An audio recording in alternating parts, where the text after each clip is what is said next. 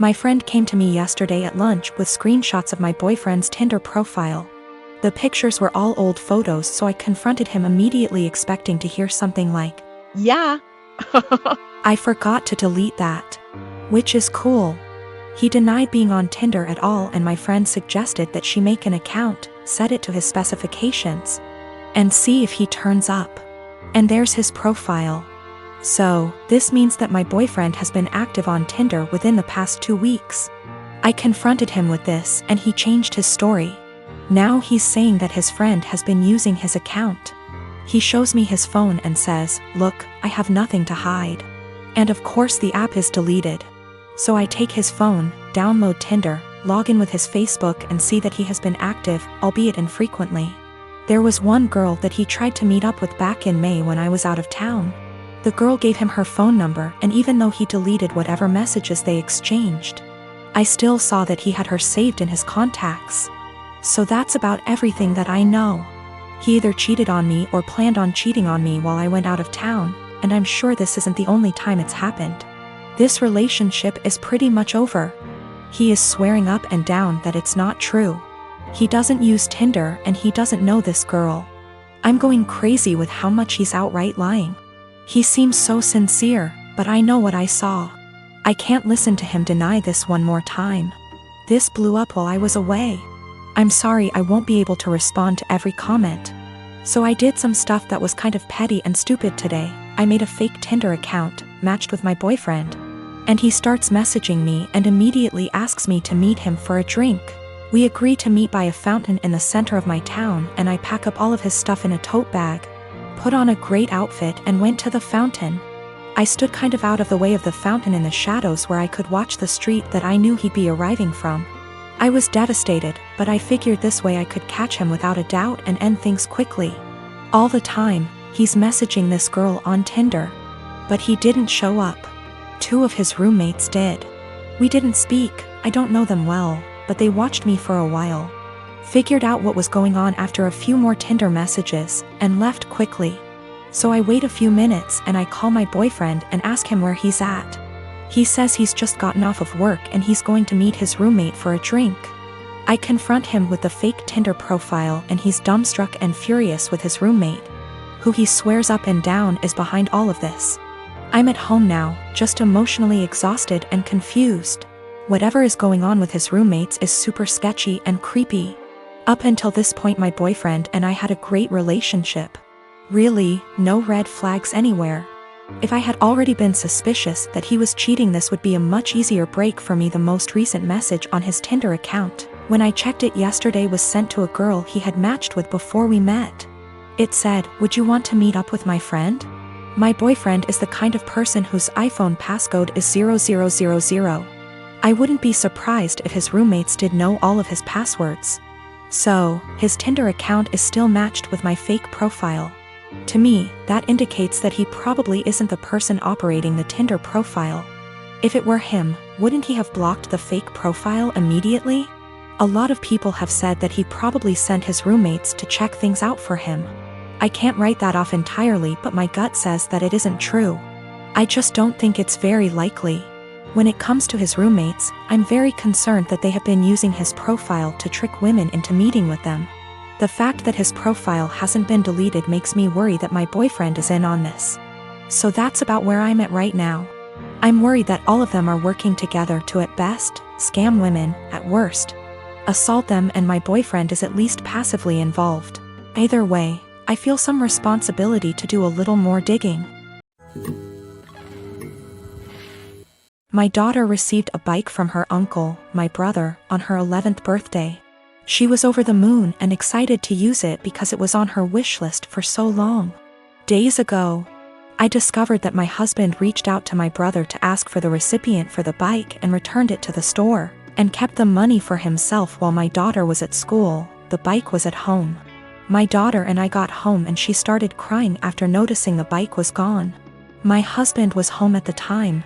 He told me he returned the bike and got money in return to spend on something useful for us, since the bike was just there as a distraction and there was no need for it now since we're the dead of winter.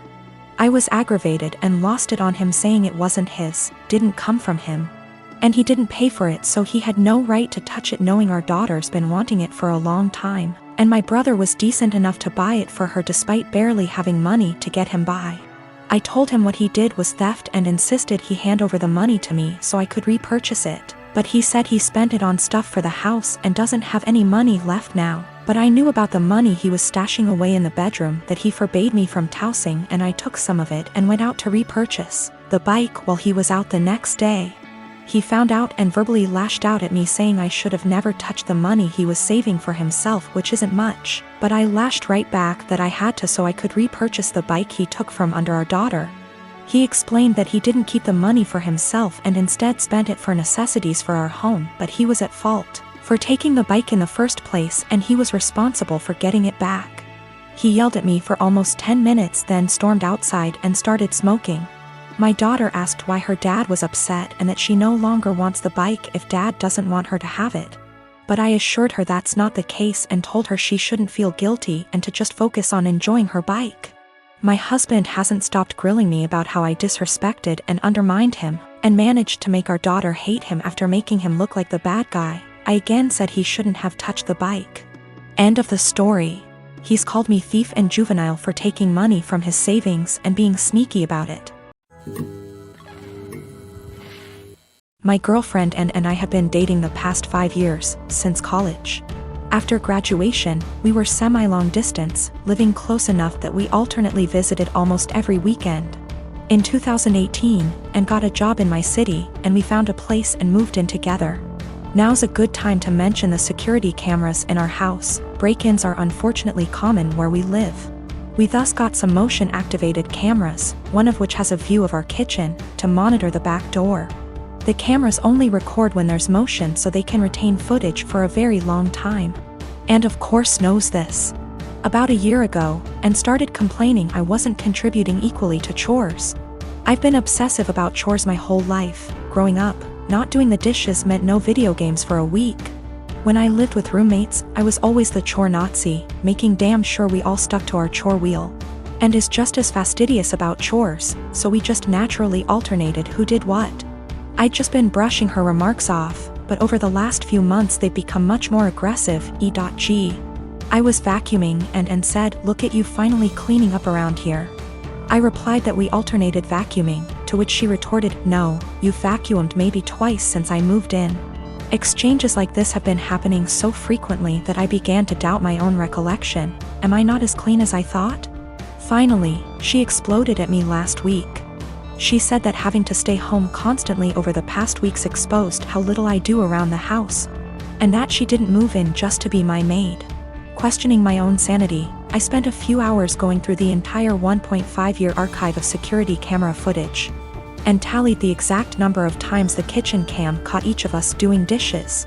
Our cleaning supplies, vacuum, mop, etc., are in the kitchen pantry, so I also tallied up how many times we grabbed cleaning stuff.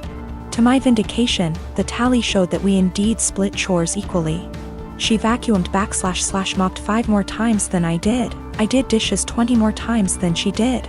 Given that we vacuum / mop at least once a week and do dishes at least every day, these are insignificant differences over the year and a half we've lived together. When I confronted Anne, she shrugged off her behavior as remembering things differently, but the real sin here was what I did, which she called an unforgivable violation of her privacy, akin to abusive stalking. She has broken up with me and is trying to move out, although obviously this is difficult due to current circumstances. I'm totally heartbroken, and was the love of my life, and I can't believe she destroyed our relationship like this. To make matters worse, she told many of our friends, who are mostly siding with her. They've been texting me that what I did was creepy, abusive, controlling, invasive, etc. I'm at a loss. I'm beginning to think I'm the one who's off base here. I am a 51 years old male, and I have 3 children, 1 girl, 1 boy, and 1 child is gender neutral. My son Eric is the oldest, Eva is the middle child, and Charlie is my youngest. I'm still very new to the whole LGBTQ thing, so please correct me if I say something wrong. Now sadly, when the children were all young, their mother / my wife passed away in a car accident, and I've been raising them by myself. Ever since as I've chosen to never remarry since my wife was / is the love of my life. I'll say I'm definitely not a perfect father, but I've done the best I could to raise my children. Now Eva has always been a bit more wild than her other siblings even before her mother's passing. Ivy tried everything ranging from having sit-down talks with her to putting her in therapy as well as taking parenting classes and reading books to see what I could possibly do to help. Therapy did seem to help a little bit but decided to stop soon after she turned 18. Now let me tell you the story as to why I'm here now. My daughter Eva still lives with me and Charlie as she goes to school, and has definitely been home more due to the pandemic, but has started to go out more now that they are letting up on some of the regulations. Now I was out getting dinner with an old high school buddy of mine when I get a panicked call from my son who had been at my house hanging out with his siblings. To summarize what he told me, he got into an argument with Eva and Charlie sided with him. Eva became very volatile and even called Charlie a slur, which is a big hell no for me.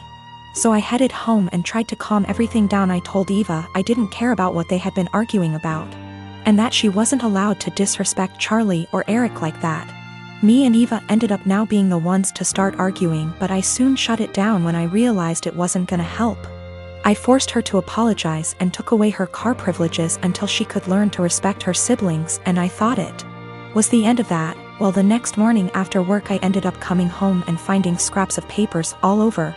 At first I didn't get it, but then soon found out that she cut up about half a dozen letters her mother had written me when I was much younger. I was livid. I know it was her because I have a couple cameras in my house. I just walked into her room and told her to get out.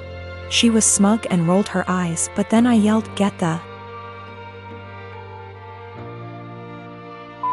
out of my house," and she realized I was serious. She was crying and screaming, but I had felt sorta numb at that point, and she left with a friend of hers. But now I feel like I was being too harsh, but I wanna stand my ground. She did know about the cameras, but they're really just there for my dog.